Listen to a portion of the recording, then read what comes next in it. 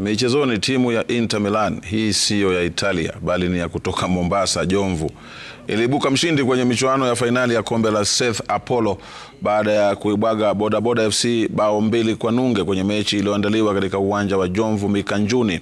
Kwenye michuano hiyo, washikadau kwenye sekta ya michezo katika kaunti ya Mombasa waliwataka vijana kutumia msimu huu wa likizo kuendeleza vipawa vyao kupitia michezo badala ya kujihusisha na vikundi vitakavyohatarisha usalama na afya yao.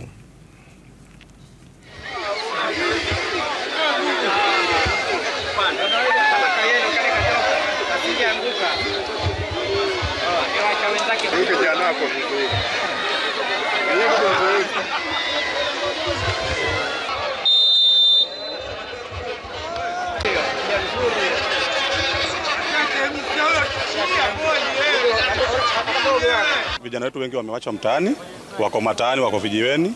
So napata msukumo kwa vile nikiona vijana wenzangu wanakaa wako hivi. Naona si vizuri tukiwacha hivyo. Ni afadhali tuende pamoja, ile insecurity kwa mtaani pungue, na wajua wakikaa wale walikuwa wamekosana wenzao. Hii ni njia moja, kwa vile sports pia watu pamoja, ni njia moja pia kupunguza insecurity. Hapa Mombasa tumeweza kutoa wachezaji wazuri sana ambao walicheza mpaka timu za taifa. Tumeona ndugu zangu walikuwa kama Armando amecheza hapa Kenya na amecheza hata huko nje Sweden. Tumeangalia vijana kama Dafa pia amecheza Kenya na amecheza pia Sweden. Wako wengi sana ambao wametoka hapa kwa sababu ya hii mpira, na tuamini kwamba vijana wakiendelea hivi basi wataweza kufika mbali. Ile kitu ningekuwa ni wale makocha, especially kocha wa Harambee Stars na makocha wengine wakubwa, waje mashinani wachague vijana.